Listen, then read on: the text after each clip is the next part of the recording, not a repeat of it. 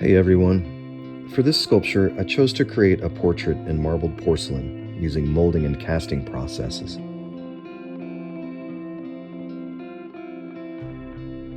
I began with having the model cover her face and neck in a thin layer of petroleum jelly. This prevents the tiny hairs on the skin from sticking into the plaster. I helped by adding a little more petroleum jelly to the eyebrows. I began with covering the bridge of the nose and carefully pressed the plaster strips into the lower side of the nose. With this technique, it is important to capture all the details of the face. The inside of the mask is much more important than the outside.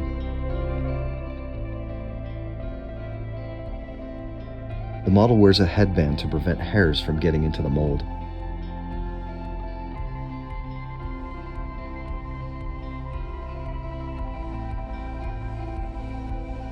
I folded a strip lengthwise to place in the center of the nose between the nostrils. I'm very careful not to drip water into the nose. While applying the strips, it's important to massage the strips into all parts of the face. This ensures all plaster has adequate water mixed in and that the plaster reaches all details of the face. The mouth is covered next, followed by the eyes and the rest of the face.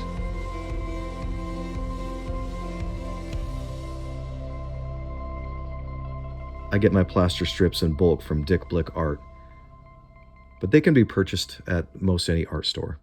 To use plaster strips, cut the strips into manageable size pieces. When you're ready to use them, simply dip the strips in water and rub the water into the plaster. Just be sure to massage the strips until the holes in the fabric are closed with plaster.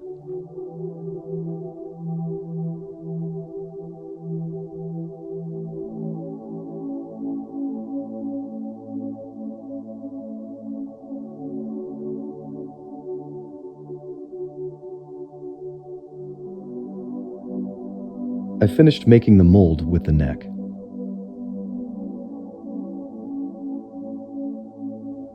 I added 2 layers of plaster strips to add stability to the mask since I will be pressing clay into it later and need a firm foundation. Plaster strips are basically cheesecloth infused with plaster. When plaster is mixed with water, it begins a cementation process. It takes about 25 to 30 minutes for the wet plaster to harden fully. This plaster is what hospitals use to create casts to set broken bones in place. After about 25 minutes, the mask has hardened and begins to separate from the face.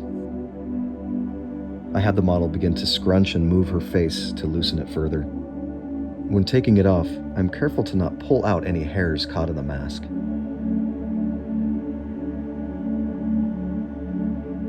It's a really freeing feeling when the mask is finally removed.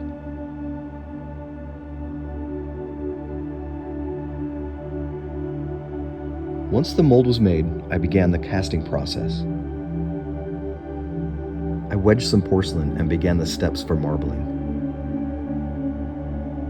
I made a small bowl with a piece of clay and added about a half tablespoon of best black mason stain. I added a little bit of water and mixed in the water into the stain.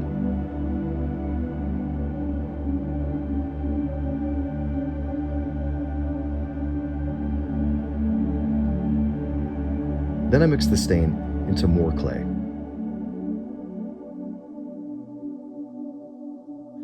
I then wedged the stained clay into the main clay body, turning it every few wedges.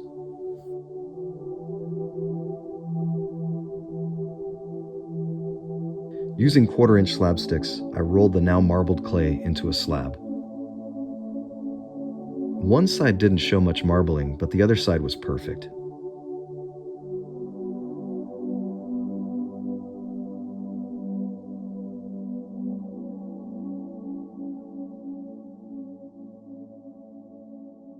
I then placed the clay over the mold and gently worked it into the mask.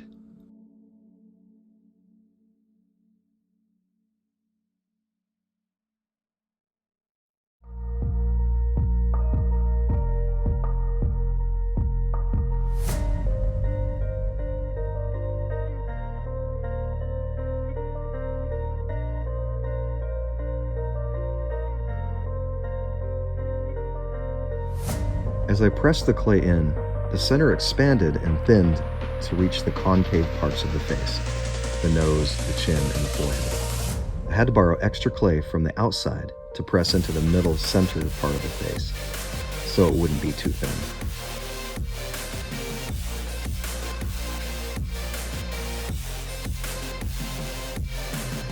When pressing in the clay, it was important to really press it into the mold to capture all the detail.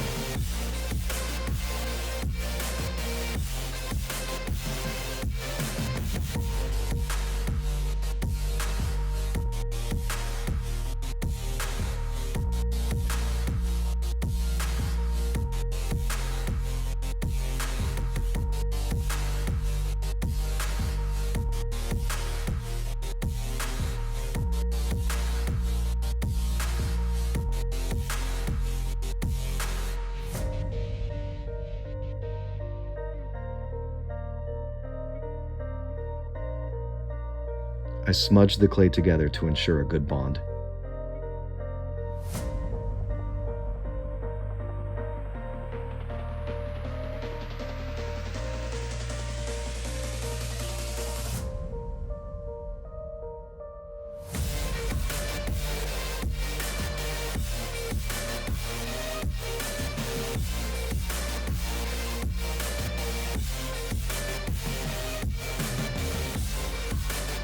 I let the clay dry for about 12 hours until it was middle to hard leather. To release the cast from the mold, I had to remove a little clay from the edges.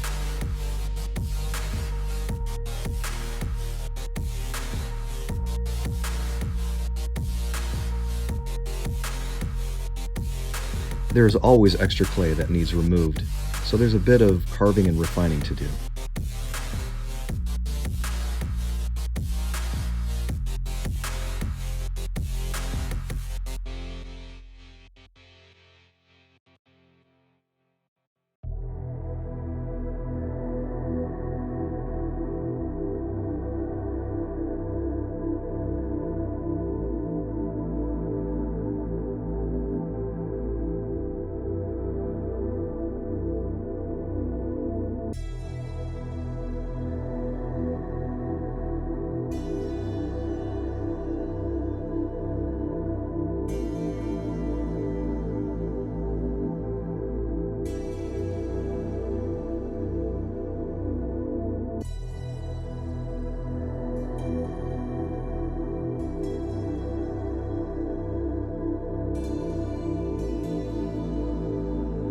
Once the sculpture dried fully, I sanded it to a smooth finish.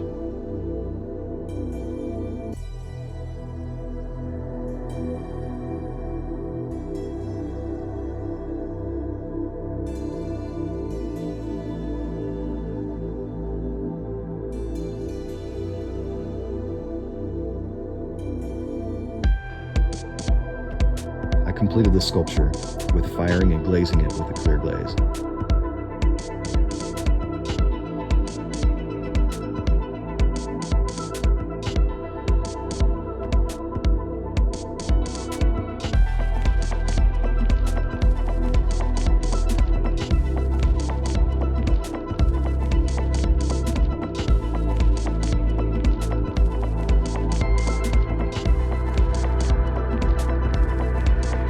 Thanks for watching, everyone.